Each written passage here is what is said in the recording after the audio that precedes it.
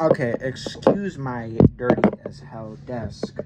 I am going to be talking about a thing, a part of my personal collection that I've been wanting for a while. I'm kidding. No, it's this. If you don't know, I'm actually in the Korean Lover Discord, and basically what people call it, they call it the turkey lever. And actually, to best compare how different it is, I'm gonna give you a little bit of a comparison. Now, actually, I am familiar with how to wire this up somewhat because of my Seimitsu Cells 40. I haven't been using that a lot, but I do want to use it a little more. And actually, probably the most interesting thing is, unlike most Korean levers, where they actually have a separate actuator. Sorry, I want to. Yeah. So they have a separate actuator. This is the actuator. It's also the bobbin. Now, what the bobbin is, there's a little thing inside, which is actually where the shaft sits on. That actually is what allows the tension to move. So it effectively has the grommet compress and decompress. Well, with this, it's actually an all-in-one solution, which, depending on how you think about it, you might be a fan of, or you might not. Really depends. But probably the most interesting thing is that this has a quirk specific to it, which I guess makes it like a Diet Golden lever. You can actually adjust the switch spacing now. There's no tool to aid you that comes with, but you can. It's possible on this specific model though, since the person who makes it, I think he goes by TK Tech on Etsy. He actually kind of made it with that feature in mind. Speaking of which, this is the top slash shaft. Now, actually, unlike something like a Taeyong Fanta where it's attached, so like you can't move it, with this, you can actually take off the top, which is made out of like, I think, walnut with this like metal strip on it. And I've tested it too, I actually was able to attach a bullet top to it. Sorry for the shoddy lighting. I was able to attach a bullet top to it. There is a little bit of threading that is revealed, unlike this where I screwed it all the way down and you can't really look at it all that much. But that's something I thought was interesting. Now, something that kind of sucks too is I tried fitting one of my shafts. It's too thin for it. Maybe if I put on like a Seimitsu or Sanwa shaft, I might. But I honestly don't care. I'll probably do that for if I like this enough.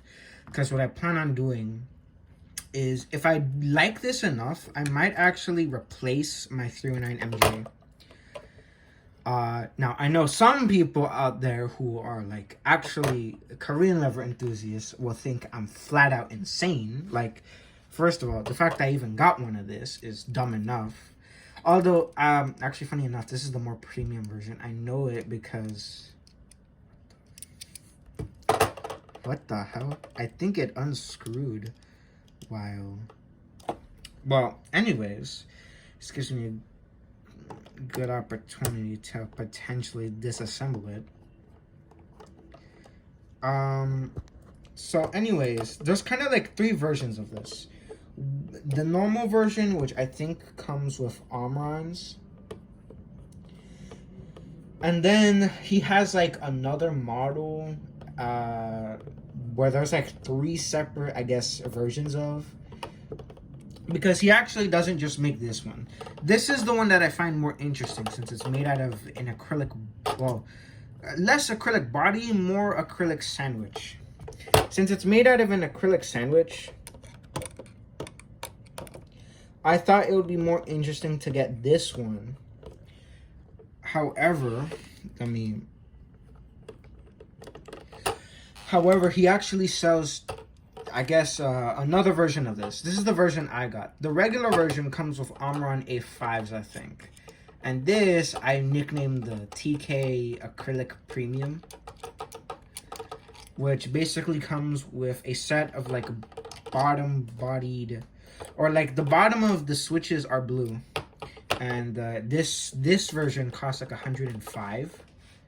Although the seller I bought it from could have paid like less, because actually I didn't buy it from the guy on Etsy. I bought it used from somebody else who was trying it out. They didn't like it, and they told me like, yeah, this thing's a bit iffy, you know, just like letting you know. And I'm like, dude, I don't care. I want this for collector's reasons because it's goofy.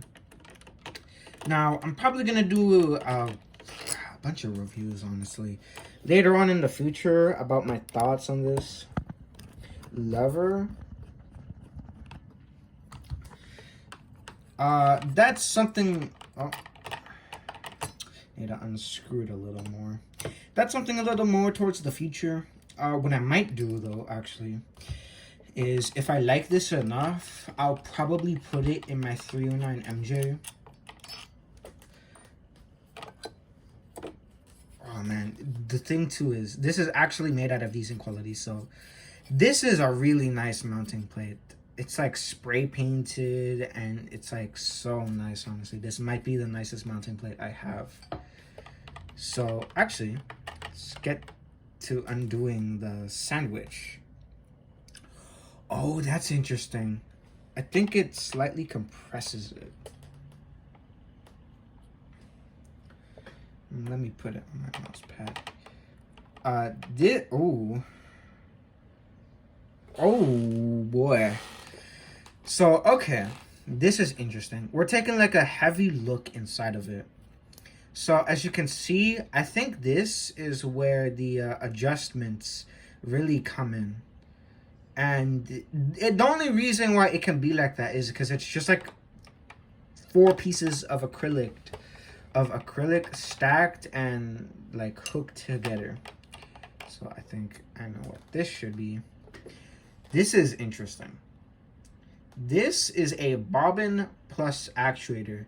You can probably put in a regular bobbin or whatnot, but it's actually custom made specifically for this lever. Since the shaft, which you can actually remove the top for it, problem is you don't have a flat head point. So if you want to put in a regular 6 thread shaft, you're gonna have to use like a rubber grip with pliers.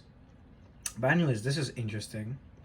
So actually a lot of this stuff is custom made. The grommet custom made, although I have heard you can fit in IST or just regular Fanta grommets from IST, Itoki, or I guess anyone else who makes IST grommets. ASI, yeah, ASI. So you can fit regular IST grommets in. But there's also like other grommets. This one is softer. I think this one is a little more middle of the road, while this one is the hardest. I kind of only tell the difference because one of the sides is more bubbly. So this is honestly more just the first impressions. But wow, this is gnarly. So yeah, I just wanted to take it apart, take like a little deep dive. So yeah, I think it's just like 2 nuts, and you just move them however the hell you want them to. That's insane.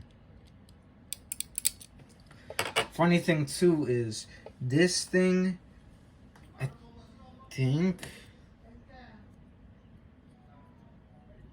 Oh, okay, that makes sense. I've heard this part was glued. So I honestly kind of thought he just like had like a piece of it glued on top, but no. So I think with some friction fitting and glue, it's actually holding on there pretty tightly, which makes a lot of sense. And it also makes sense why it doesn't feel very fragile, which is actually pretty neat. So yeah, this is Joshua Pac-Man signing out. Don't mind the noises in the background.